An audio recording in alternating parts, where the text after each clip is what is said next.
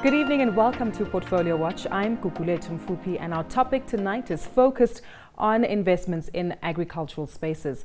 Now, with markets reaching record highs, investors seek the need to find affordable, long-term stocks that have capital appreciation potential. And defensive stocks of this nature are those in the food and agri sector space, which present such opportunities and are an important component to any investment portfolio. Now, this case appears to be even more so enhanced by the move away from genetically modified foods and towards organic. A growing world population expected to reach at least 8.5 billion people by the year 2030, and of course, the rising tide of urbanization.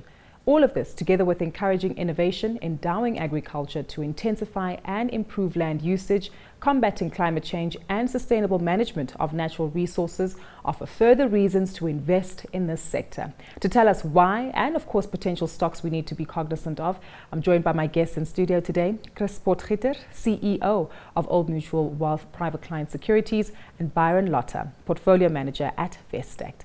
Gentlemen, such a pleasure to have you both with us here today. I was expecting you to have your farmer brown hats on, but I think clearly that speaks to the different age of agriculture and farming that we're in today. Let's start off with you here, Chris. So when we think the agri space, a lot of us really do think about the typical subsistence farming and not really the changes that influence this particular space and the investment potential in this day and age.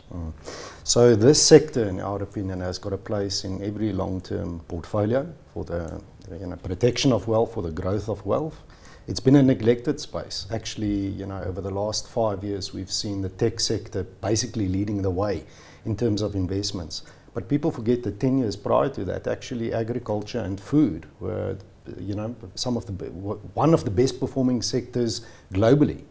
And I think when you look at those long-term dynamics that you mentioned earlier, Gugu, that is why we created the food and agricultural portfolio, a global portfolio, earlier in the year, because the long-term trends are simply undeniable. You've got a growing population on the one hand in the world. You mentioned by 2030, 8.5, but they say by 2050, close to 10 billion people. Sure. That's what the World Economic Forum is saying. So the demand side is definitely there.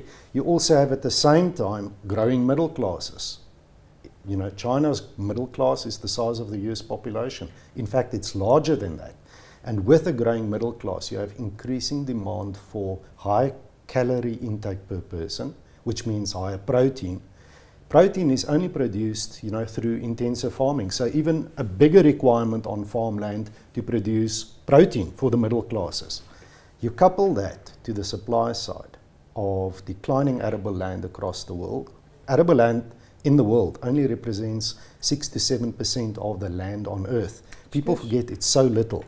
And it is declining because of urbanization taking up the best land, and the land that you lose typically is replaced by lower quality land, lower soil conditions, or issues with water security and so forth. Sure. And then GMO, you mentioned. GMO basically just takes up more land,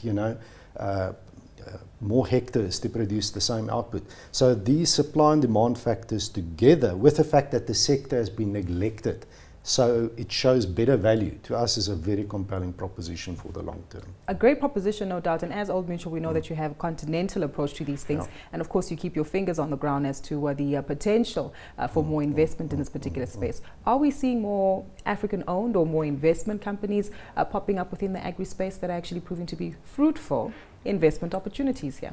In Africa specifically, Future Growth, one of the companies in our Mutual Investment Group, has an Africa-focused agricultural fund, which is aimed at farmland, aimed at making farmland more productive, because one of the things we must remember in Africa, farming is a business, and it's a very tough business.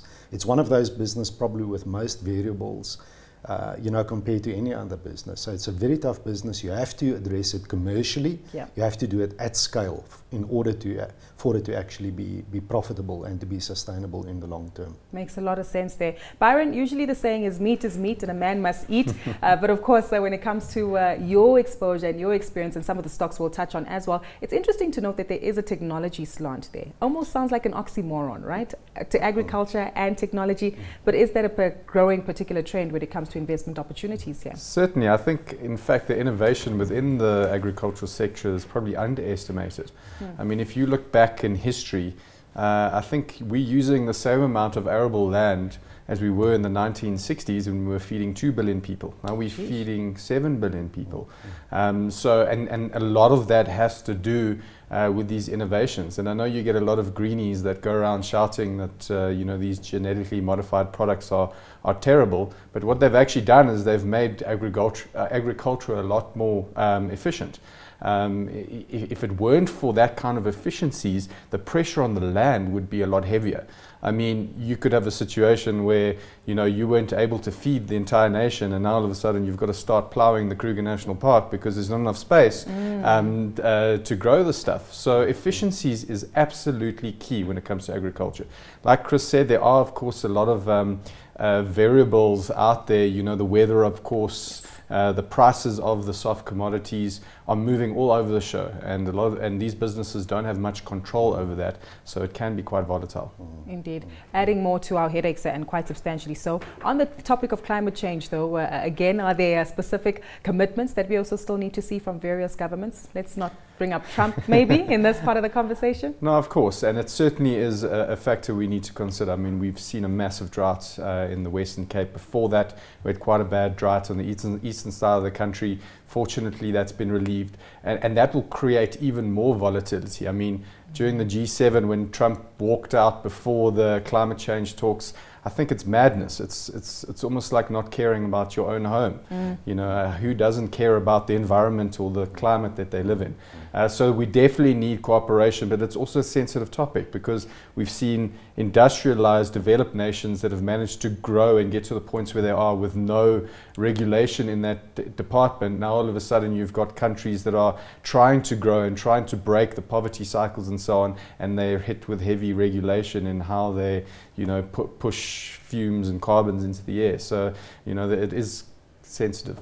Well, some interesting factors to consider when it comes to the macro themes for the food and agri space. But time now to get into the equity space for stocks to consider to add to your portfolio.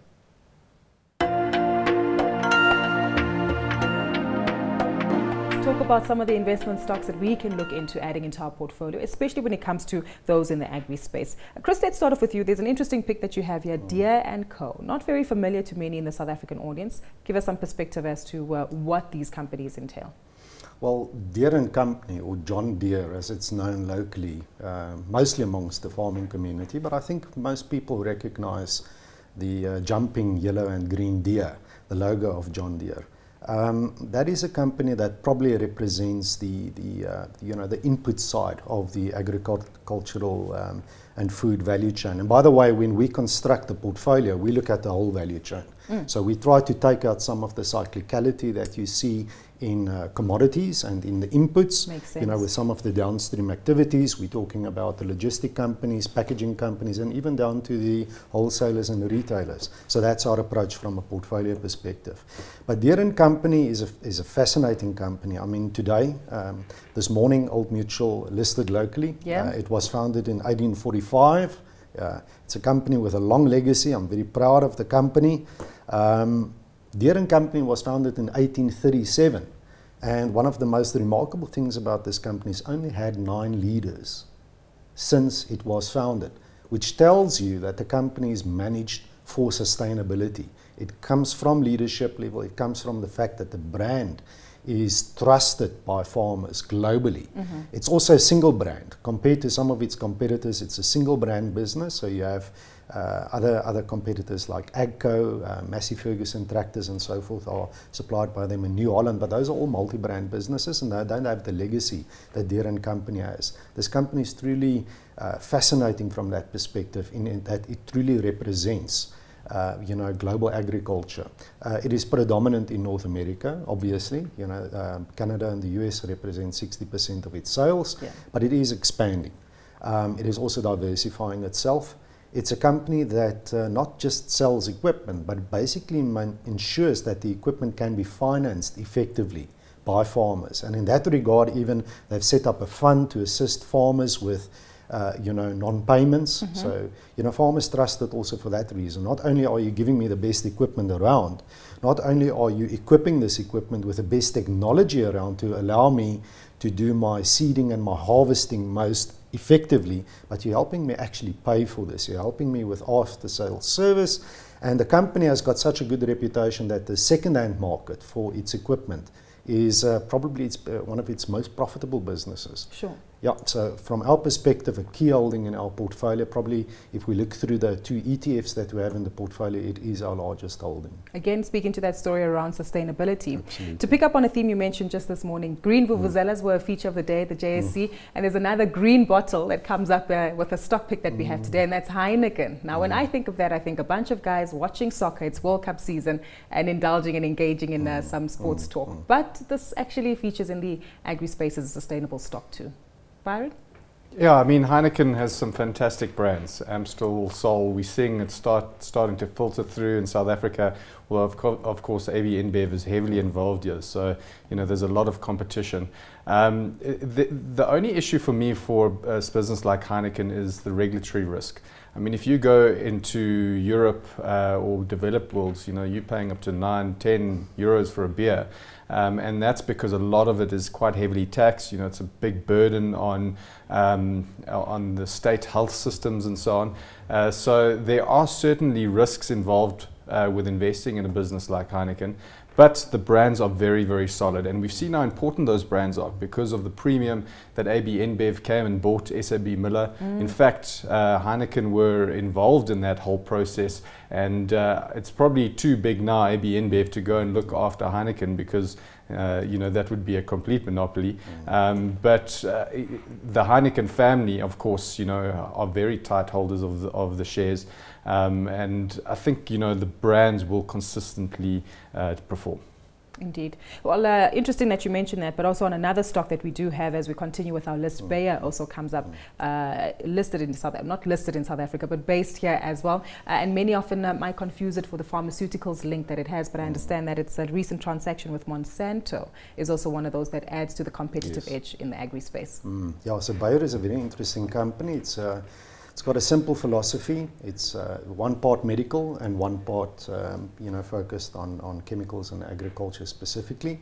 It's basically focused on saying there's an aging population in the world that will need healthcare. That explains the exposure to healthcare. The other part, world has to be fed. And for that reason, you know, seeds and seed treatment and chemicals to counter pesticides or pests and so forth are an important part of it. Yes, Monsanto deal is a very big deal for it.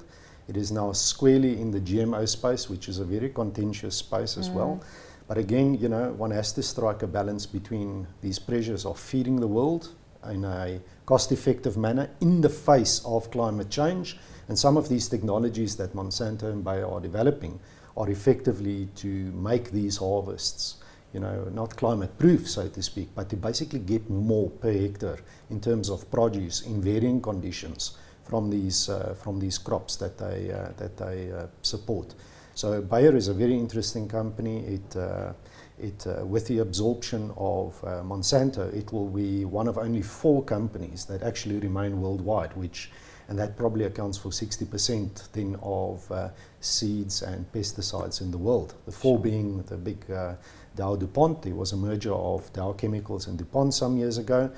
It'll be Bayer and Monsanto, obviously, BASF, and then Syngenta, which is now privately held. They were bought by the Chinese 2 years ago. And BASF also features as one of those stocks that you'd also consider listing in. BASF is part of the portfolio as well, so we've got exposure across all 3 listed chemical providers, just to hedge our bets a little bit, but also because they are dominant. BASF, some of the viewers will remember, well, maybe I'm giving my age away, but I remember BASF as a child being the tapes that you put in your tape deck. TDK and BASF, high quality, it's a German company.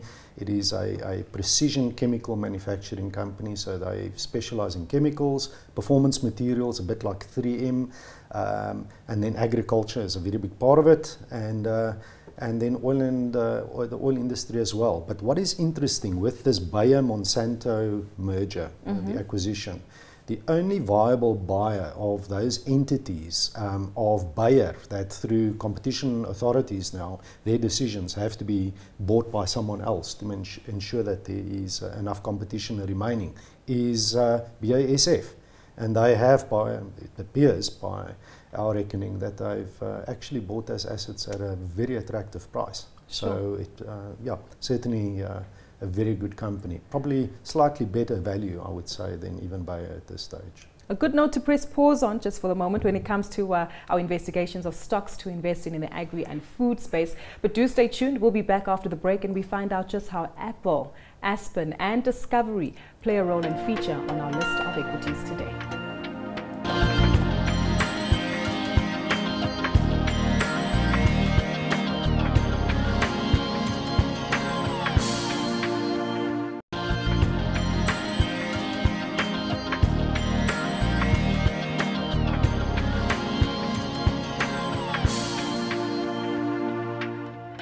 And we're back here on Portfolio Watch, where our theme for today is, of course, investing in the agri and food space. My guests in studio still are Chris Potgieter, who's the CEO of Private Client Securities at Old Mutual Wealth, and Byron, portfolio manager at Vestact. Now, you might have heard me mention a few technology stocks that will naturally feature in today's portfolio pick, and Apple is one of those. And people are thinking phones, watches, tablets. How does that actually apply to the food and agri space and overall technology involved in that particular theme? Byron, fill us in here. Well, other than being able to farm apples, this is obviously completely separate. The technology that Apple provides, having a mobile device for farmers, is huge. In fact, I have a friend who's busy developing an app that will connect farmers to the entire value chain. So, you know, they can produce their goods, they can almost put it onto the app and be able to sell it on to, you know, the next level of the value chain through the app, bidding prices, hedging and so on. So the kind of technologies that can help these farmers is absolutely huge. I mean, Apple itself as an investment is fantastic. It's trading at 16 times forward earnings, $200 billion in cash, and it does have the potential to almost tap every single sector out there, especially through its app store, because wherever there's gaps in the market, wherever there's inefficiencies, you've got app developers that are coming out there and creating apps that make people's lives better. There are a lot of inefficiencies in farming, and being able to connect farmers, because, you know, these guys are waking up at 4 in the morning, exactly. You know, they're getting beautiful sunrises, but they're unconnected to the real world, and a lot of them are uneducated to that real world, and being connected through mobile devices is huge.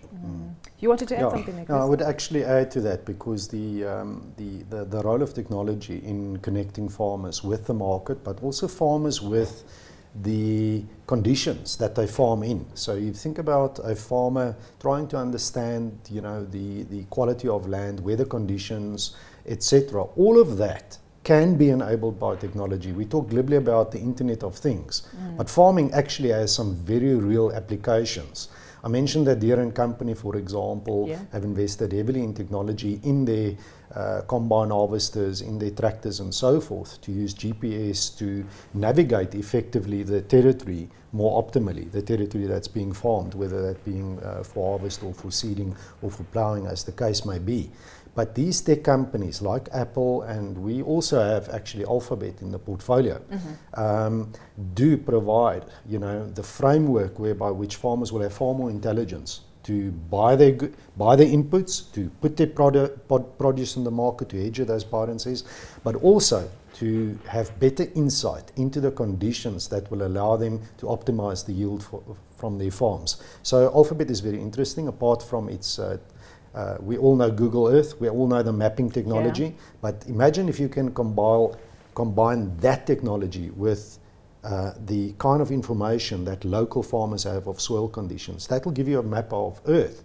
That will give you, you know, a good idea of soil conditions, good idea of weather patterns, and all of that insight they bring to bear. They actually invested through Google Ventures in an entity called Farmers Business Network, which is doing something very similar to the app that Byron described, but trying to do it on a communal basis. So farmers contribute voluntarily to information, to the Farmers Business Network, but then they also benefit from that information. Information such as I say, soil conditions, and information such as prices for goods purchased and prices achieved for goods sold. Indeed. So certainly helping with the back end from a farmer's point of view, but from the farm gate to the consumer's table at the end of the day, another company features there, Starbucks, which we don't necessarily associate with that particular industry here, Byron, but of course some significant investment fundamentals here.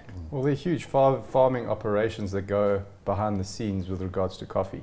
And historically there have been some pretty unsustainable methods of doing it, and often coffee has been grown in undeveloped markets that can be exploited and so on. So Starbucks have been very ethical in their supply chain of the coffee.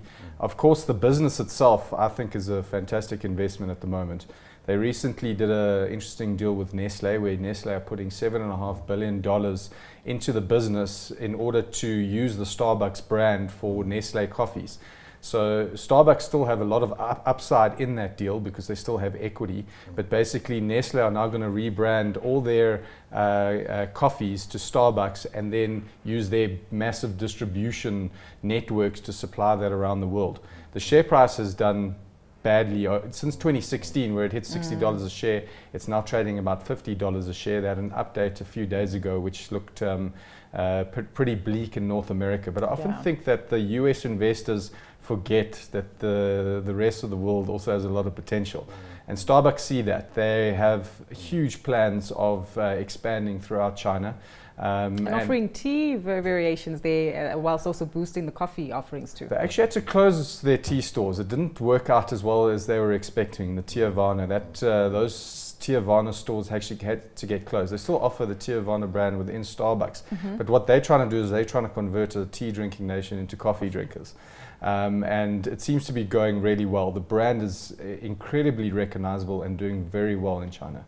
So clearly growth opportunities there. We also see it here in South Africa with the various stores that they've opened. So some conscious buying that we need to do as consumers when it comes to these stock selections. I would just like to add to that. Go as ahead, I mentioned, I visited Starbucks Roastery, the Grand Roastery as they call it. It's really a temple to coffee in Shanghai about a month ago.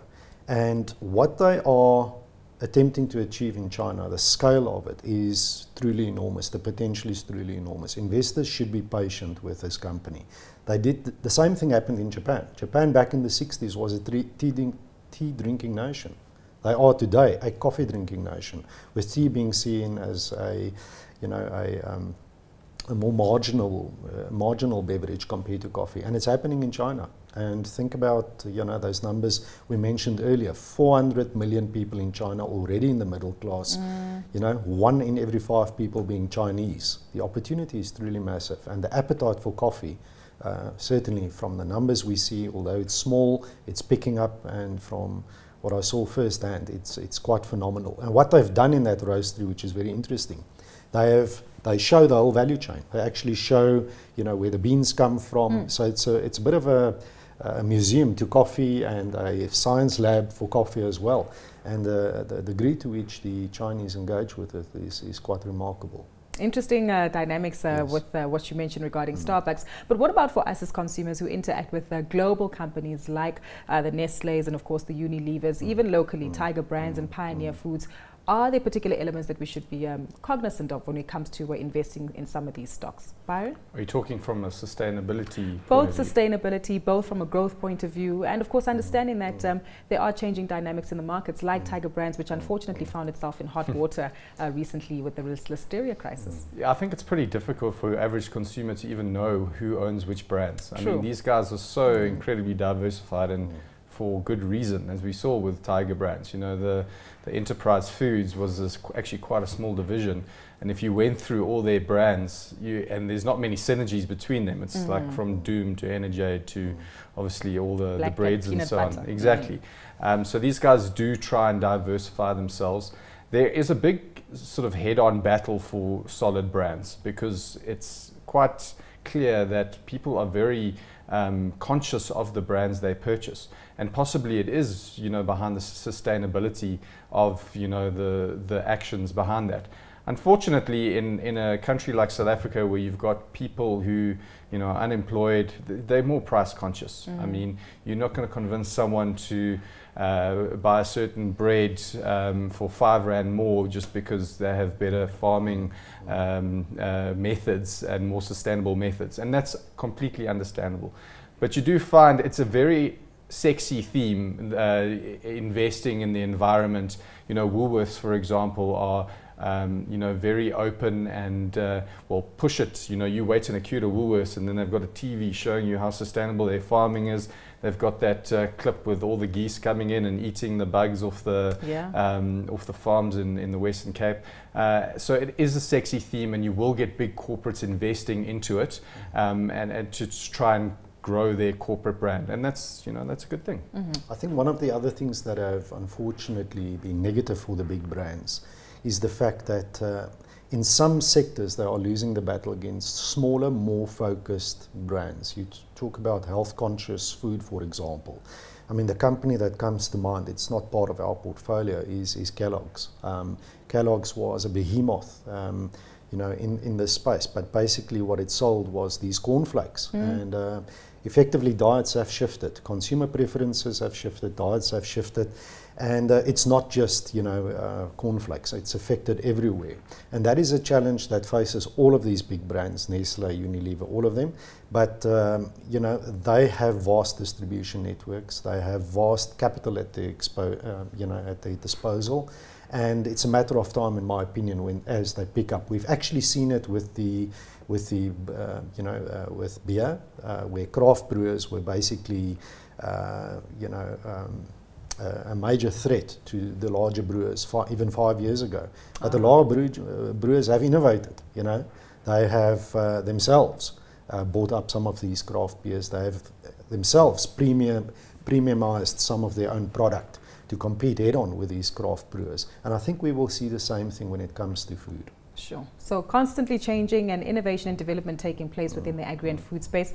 We certainly appreciate your time today, gentlemen, giving us some interesting stocks that we need to consider adding to our portfolios, especially when it comes to the long-term capital appreciation of stocks in the food and agri space. A big thank you once more to my guest, Chris Potgieter, who's the CEO of Old Mutual Private Wealth Client Securities, and Byron Lotter, Portfolio Manager at Vestact. Do join us again next week, where we take a look at the details that attribute to defensive shares and what impact that has on their performance. From myself and the team, it's goodbye for now.